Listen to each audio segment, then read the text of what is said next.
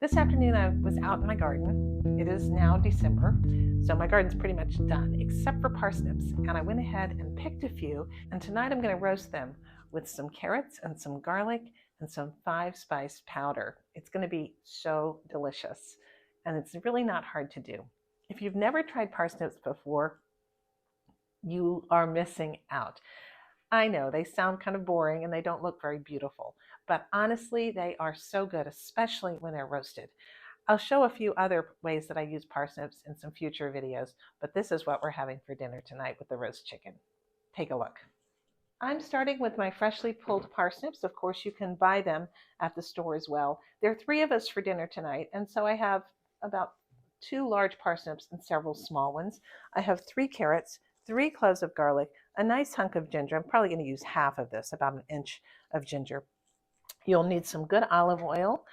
You'll need a 5-spice powder, some salt, some black pepper, and to finish it all off, I'm going to use some toasted sesame seeds and a little bit of rice vinegar. You can also use a sherry vinegar or lemon juice or something like that, but this is what I'm going to use just to toss this all together at the end.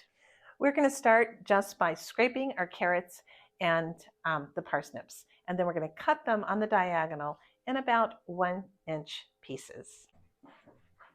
All right, we have all of our parsnips and carrots all cut up. Cut them about like this. You're going to have little bits of leftover bibs and bobs, and what I recommend that you do with that, these tiny little bits of parsnip really gets tough when they're baked or roasted. So I just take all of these and I'm going to save them up for when I make a broth.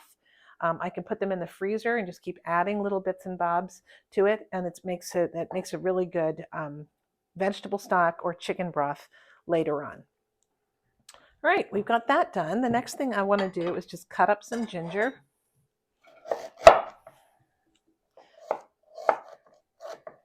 Roughly, and put it into the carrot parsnip mixture.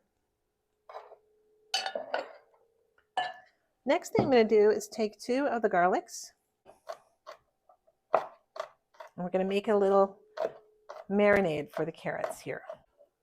Into a little cup.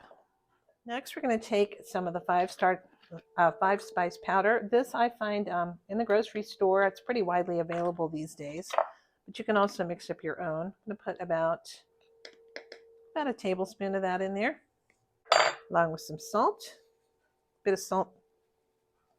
I don't use a lot of salt, and pepper.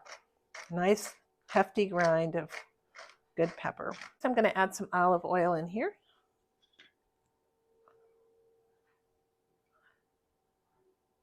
Like so.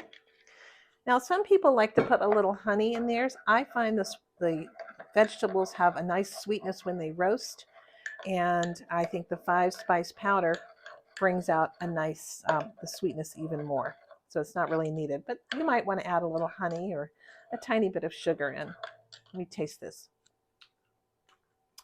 Oh yeah, very nice. Then you just mix it in like this.